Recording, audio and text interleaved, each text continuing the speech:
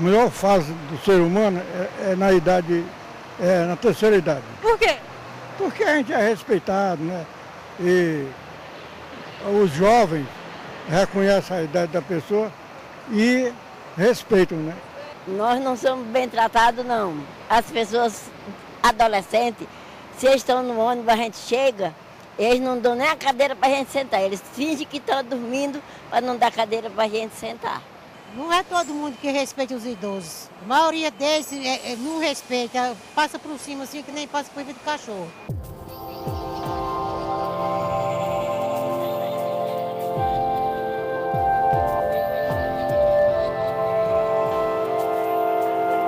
Uma população que não para de crescer.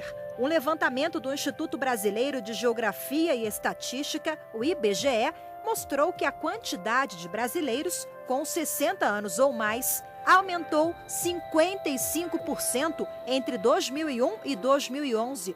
Isso significa que a terceira idade passou de 15,5 para 23,5 milhões de pessoas em 10 anos.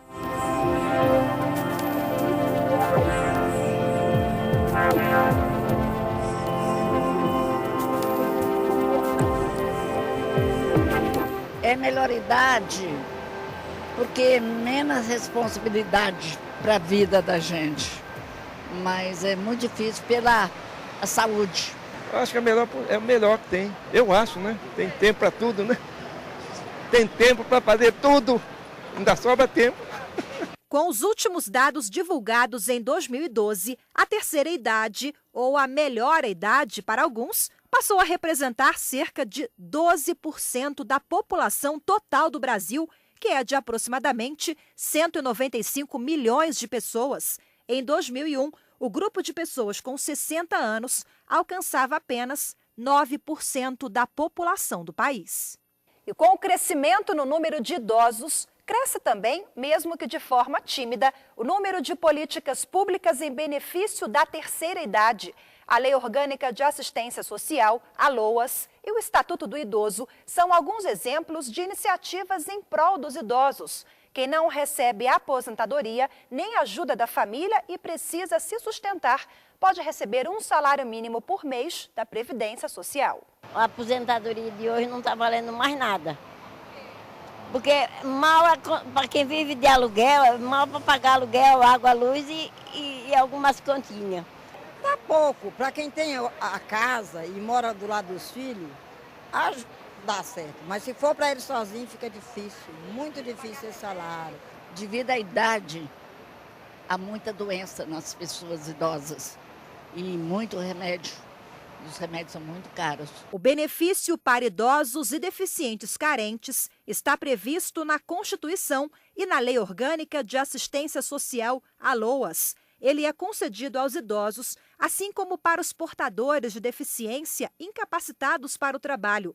De acordo com a lei, para ter direito, é preciso que a renda familiar per capita seja inferior a 1/4 do salário mínimo. Esse cálculo considera o número de pessoas que vivem na mesma casa: filhos, cônjuge, irmãos, menores e inválidos. O critério de renda caracteriza a impossibilidade de se autossustentar e de sua família garantir o sustento do idoso. Na realidade, a gente não conhece o Brasil todo, mas esse 1/4 salário mínimo em 93 era o quadro que o Brasil tinha mesmo. Entendeu? O Brasil, em 93, não tinha os programas de transferência de renda que existe na última década aí, né? Que o Brasil criou vários tipos de transferência de renda para justamente tirar as famílias da pobreza. Mas na época, em 93, que foi quando foi instituída a lei da organização da assistência social, realmente 1/4 salário família era realmente a condição dos brasileiros mesmo, que uma boa parte da população era realmente tida como famílias de miseráveis mesmo. Só que isso hoje, em 2013, de 2012 para 2013, essa realidade hoje mudou. E em abril deste ano, esse critério para o recebimento do benefício foi julgado no Supremo Tribunal Federal. A Corte declarou inconstitucional a regra prevista na Lei Orgânica da Assistência Social, a LOAS, e concluiu que o Congresso Nacional deve aprovar uma nova norma para regulamentar o direito garantido aos que não têm condições financeiras de se manter. Para a maioria dos ministros, considerar renda per capita de 1/4 do salário mínimo fere o princípio constitucional da igualdade de direitos. A Corte também entendeu que o critério está defasado para caracterizar a situação de miserabilidade. Isso porque o Estatuto do Idoso diz que todo idoso tem direito ao salário mínimo previsto na LOAS. Consequentemente, o tribunal reconheceu ainda a inconstitucionalidade do parágrafo único do artigo 34 do Estatuto do Idoso. Ele estabelece que outros benefícios concedidos a qualquer integrante da família não será considerado para fins do cálculo de renda familiar per capita a que se refere a LOAS. Isso corrigiu uma injustiça e um critério defasado que existia na época da LOA, que é de 1993. Porque no artigo 20 da Lei 8.742, que é a lei da LOAS, previa no seu artigo 20 que na renda familiar do idoso ou do deficiente, que tenha idosos e deficientes que busque o benefício da assistência social, né, só poderiam pleitear mais de um benefício na família se a renda familiar, né, dos componentes da família fosse até 1/4 salário mínimo. Né. Em 2003, com o Estatuto do Idoso, prevê que o idoso acima de 65 anos pode pedir, mesmo que não tenha contribuído para a Previdência, possa pedir o benefício de um salário mínimo. Só que em 2003, a LOA no Estatuto do Idoso só trata dos idosos. E com isso, havia assim, critérios, né, um critério defasado, porque 1/4 salário mínimo hoje no Brasil, em que o governo federal e os governos estaduais e municipais estão transferindo renda de Bolsa Família, Bolsa Escola, ou outro tipo de bolsas que são transferidas para o governo para as famílias, esse 1/4 salário mínimo para uma renda familiar, como bem julgado pelo Supremo Tribunal Federal, passou hoje para um valor equivalente a meio salário mínimo. Daqui a pouco, no próximo bloco, você vai entender melhor o assunto e acompanhar todas as discussões desse processo no plenário do Supremo. Voltamos já.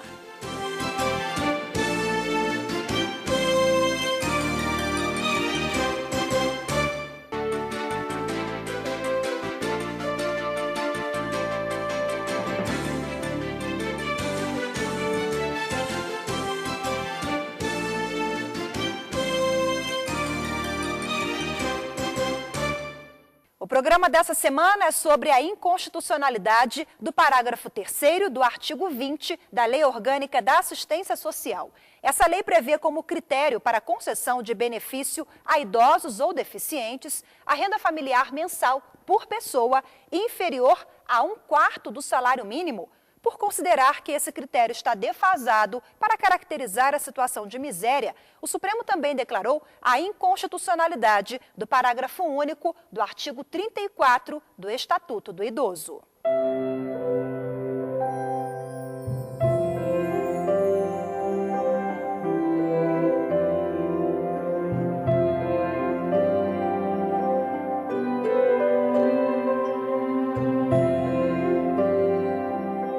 O tribunal seguiu o entendimento já firmado pelo plenário quando a Corte julgou inconstitucionais os 2 dispositivos ao analisar 2 recursos extraordinários sobre o mesmo tema, ambos com repercussão geral.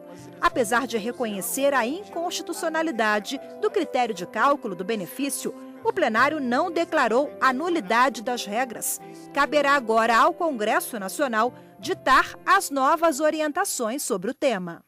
A decisão foi durante o julgamento de 2 recursos extraordinários ajuizados pelo INSS. O Instituto Nacional de Seguridade Social questionava o benefício pago a 2 segurados. O julgamento foi retomado em abril deste ano, com o voto vista do ministro Luiz Fux. Ele negou provimento aos 2 recursos, alegando que o artigo da LOAS era incompatível com a Constituição Federal.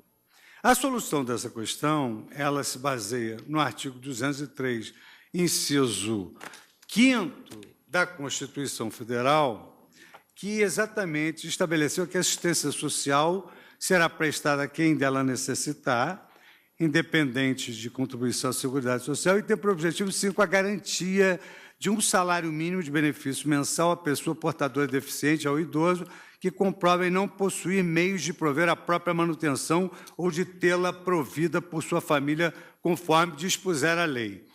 Então, a lei que generalizadamente se denomina a Lei do LOAS, ela estabeleceu exatamente no artigo 20 que o BPC, o benefício da prestação continuada, é a garantia de um salário mínimo mensal à pessoa com deficiência e ao idoso com 65 anos ou mais que comprovem não possuir meios de prover a própria manutenção nem de tê-la provida por sua família. Mas o cerne da questão está exatamente no parágrafo 3º. Considera-se incapaz de prover a manutenção da pessoa com deficiência ou idosa a família cuja renda mensal per capita seja inferior a 1/4 do salário mínimo.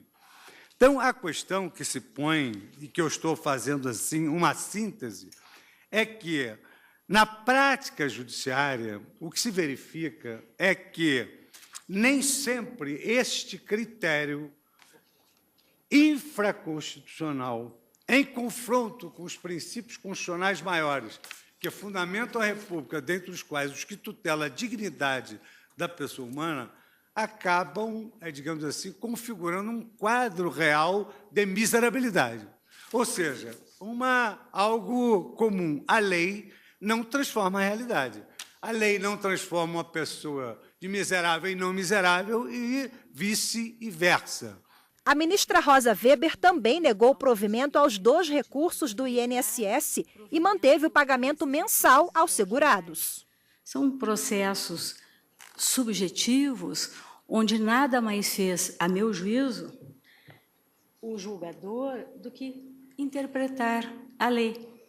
E o fez, né, especificamente no primeiro deles, o 567/1985, a compreensão de que o parâmetro, o critério objetivo de miserabilidade previsto no artigo 20, parágrafo 3º da Lei 8742, de 93, né, havia sofrido ou revogação ou não mais poderia subsistir como um único parâmetro, né, a compreensão de que a miserabilidade jurídica poderia ser interpretada de uma outra forma. No voto, ela lembrou de uma outra decisão do Supremo favorável ao INSS.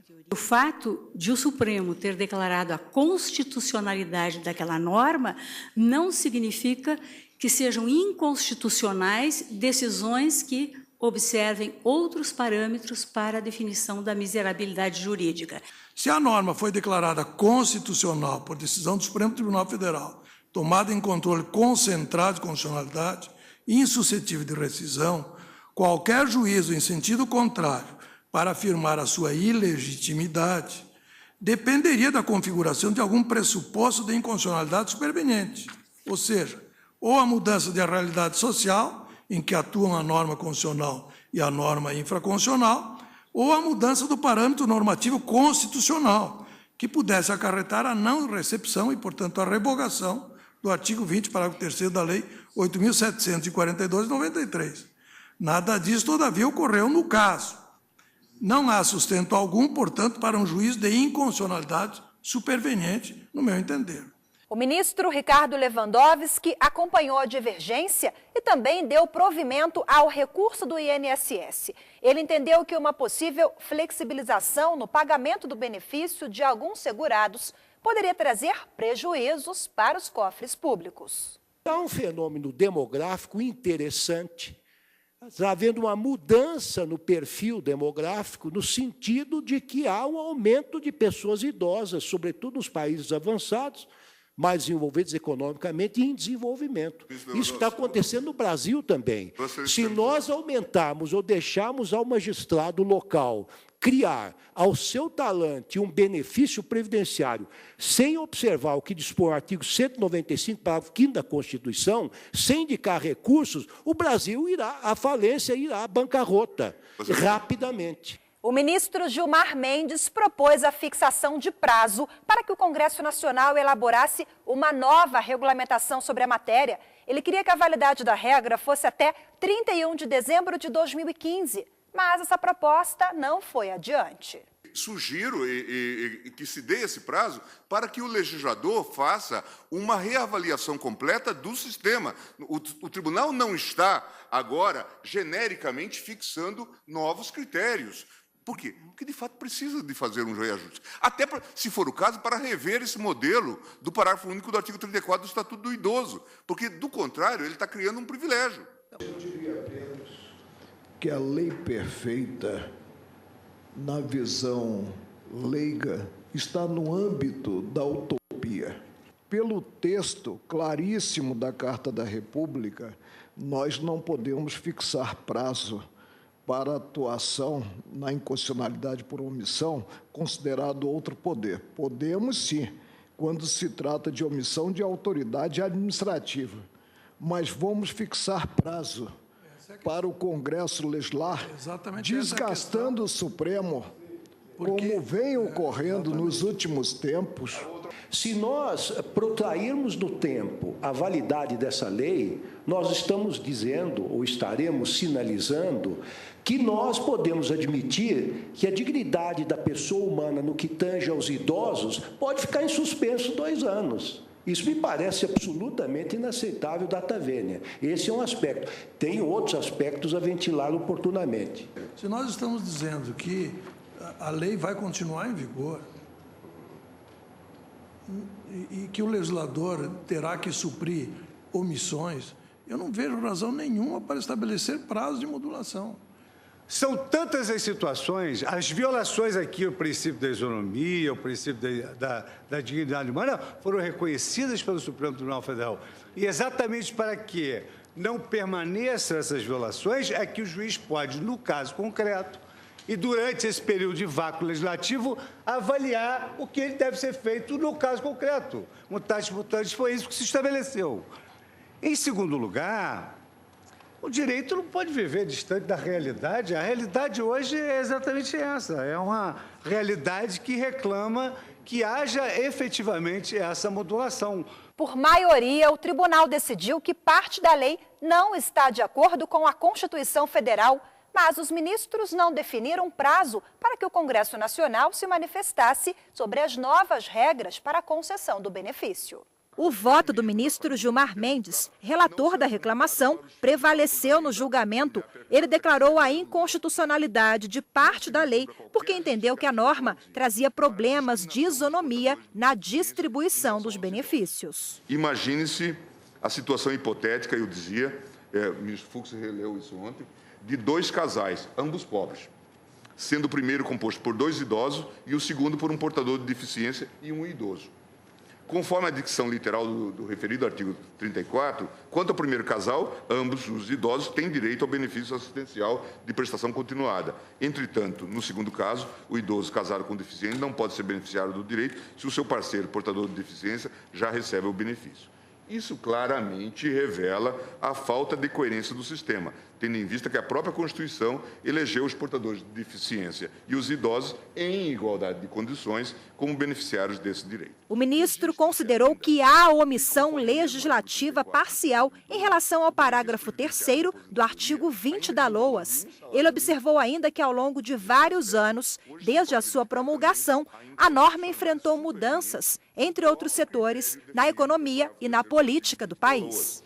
Trata-se de uma inconstitucionalidade que é resultado de um processo de inconstitucionalização decorrente de notórias mudanças fáticas, políticas, econômicas e sociais e jurídicas, sucessivas modificações legislativas dos patamares econômicos utilizados como critérios de concessão de outros benefícios assistenciais por parte do Estado brasileiro. E sobre o mesmo tema, o plenário também julgou a reclamação número 4.374, ajuizada pelo INSS, o Instituto Nacional do Seguro Social. O objetivo era suspender o pagamento de um salário mínimo por mês a um trabalhador rural de Pernambuco. O benefício foi concedido pela turma recursal dos Juizados Especiais Federais de Pernambuco e foi mantido no julgamento pelo Supremo. Essa inconstitucionalidade, eu acho que realmente ela veio para corrigir essas distorções, né? Agora, cabe às entidades que defendem os direitos dos deficientes e as entidades que defendem os direitos dos aposentados e dos idosos, que são contribuintes ou não da Previdência, pressionar o Congresso Nacional para que seja criado um critério mais atual do que vem a ser composição per capita da renda familiar. Né? Com isso, isso precisa ser feito, porque o Supremo ele não legisla, ele simplesmente declarou inconstitucional. O programa faz agora um rápido intervalo, mas não sai daí porque voltamos já já.